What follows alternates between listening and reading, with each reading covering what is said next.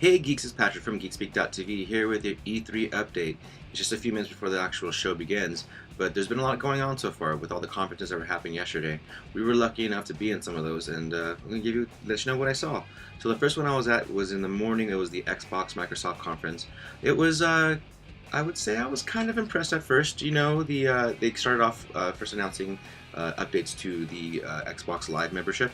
They're going to be giving away 2 free games a month if you are part of the Xbox Gold. But they're starting off with games that I was kind of like, well, who doesn't have those games? Assassin's Creed 2 and Halo. So hopefully they'll punch up the title that they're giving away for free, or else it's going to be kind of a redundant perk. Second, they announced that there's going to be a new Xbox that's available now, Xbox 360 available now, smaller and sleeker, of course, and the quieter of all the versions that have been out there. No mention of price drop either, and they are going to have 3 new exclusive titles just for the 360 coming out between now and the release of the Xbox One. Again, kind of seemed a little redundant because they have about 40 different Xboxes out there right now, and this is just one more to add to it, which is kind of a dying, it's going to be going away soon. So why are you going to go buy a new Xbox when you got an Xbox One coming out later on this year? So anyway, then was the announcement of the Xbox One. Now, the Xbox One was pretty impressive as far as graphics go, but it was seemed a little bit, reminded me of something I've seen before, like the PS3. I'm just saying. For a next-gen console, I wasn't blown away by it. The games looked kind of cool. There was exclusive titles, of course. Rise, Son of Rome, is another period piece, but when looking at it, it looked like just a Roman skin God of War. So if you like God of War, you can be able to play it on the Xbox. It's going to be called Rise, Son of Rome. So other than that, let me see what else was coming out. Some racing games. Forza 5, I believe it's called Forza. It's Italian. Fragile. It was pretty cool. Again, the crazy thing about that one, it's on the Xbox One.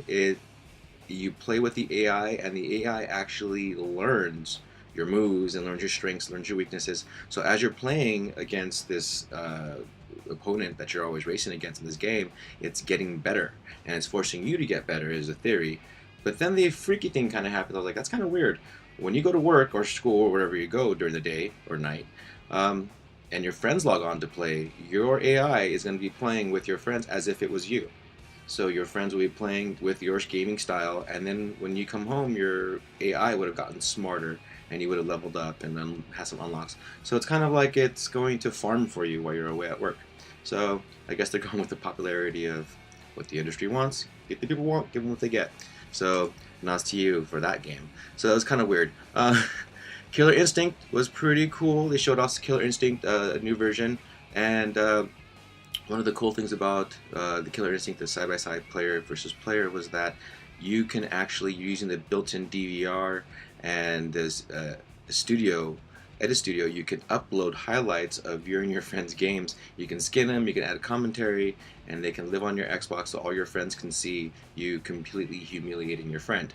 So that's going to be a lot of good times there, I'm sure. I actually like the idea, especially when it comes to like FIFA type stuff. We'll talk about that later. Another unique title was Spark. Spark is it's a game about creating a game.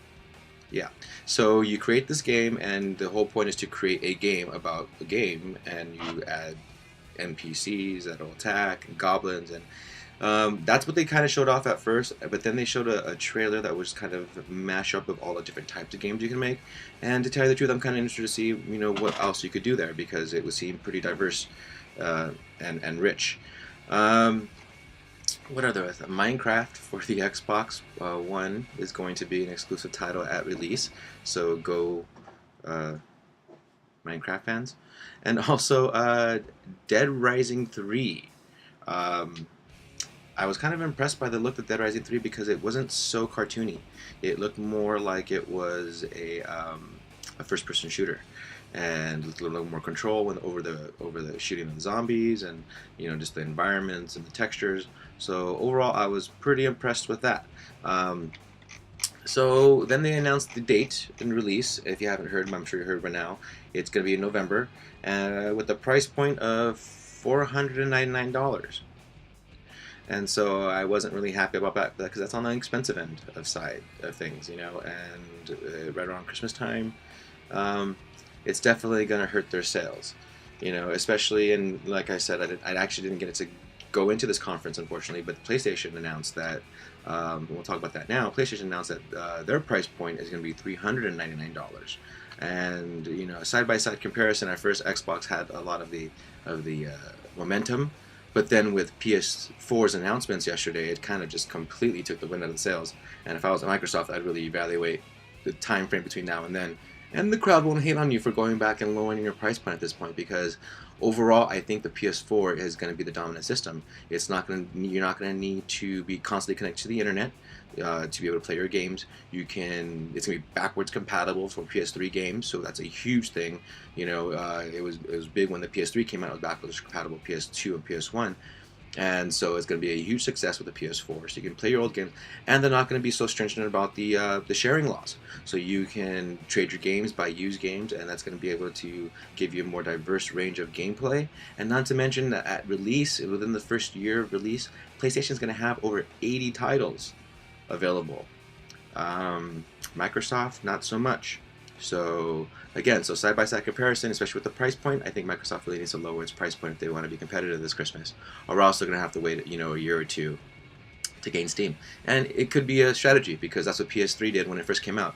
Xbox was kicking its butt, and then PS3 was very patient, releasing good games over a long period of time, and ended up winning the war. So, at least in my opinion. Who knows what you guys think? Oh, and speaking of what you guys think, another Halo. Yeah.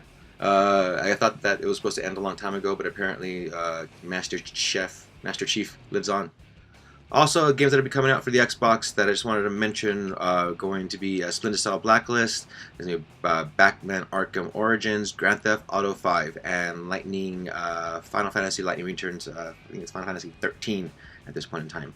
So that was pretty cool. We talked a little about the Sony, and then we went to the EA conference over at the Shrine, and that was kind of one of my favorite things is EA, because they come out with a pretty diverse range of games, anywhere from sports games to first-person shooters, and they've been pretty dominating in those categories. So they were just kicking off the Battlefield 4 demo, and the Battlefield 4 demo was pretty impressive because it's 64 players on one map. And there was a point at the time where, you know, I was expecting lag, and then I just forgot I was watching a 64-person battle, and I thought these were NPCs, and then I realized, no, those are actual player characters, and this is pretty seamless. So I'm actually really looking forward to Battlefield 4. Again, it's going to be available both on the Xbox One and on the PS4, so I might be playing it on the Sony PS4, to tell you the truth. The next title that I'm really looking forward to, and I'm always looking forward to because I'm a huge soccer fan, is FIFA. FIFA 14 was announced, and it's got even more advanced technology as far as the AI goes. 4 times more calculations per second, and smarter AI. It's called Pro AI, where it's going to be able to actually move like the players and they talk about this every year, and they do this every year, but every year it gets better and better. And so I'm really looking forward to FIFA 14. It's a lot of fun with friends, and it's a bestseller around the world. So, you know, obviously they're on to something there. They announced Madden 14 as well for the next gen console. One other cool thing is that I heard that Diablo 3 is going to be on the PS3 and PS4, so that's something that Blizzard's going to be doing. So that pretty much does it for the first day at E3 this year. It was a pretty busy day. We're going to have a lot more coming to you from the show floor as soon as we get inside. We've got to wrap it up here and head down over to the convention center. So make sure you check back as often as you can. We're going to have updates all day long, all week long on geekspeak.tv and our YouTube channel, Geekspeak TV1. So thanks for tuning in, and don't forget to leave your comments and share us with your friends. All right, talk to you guys later.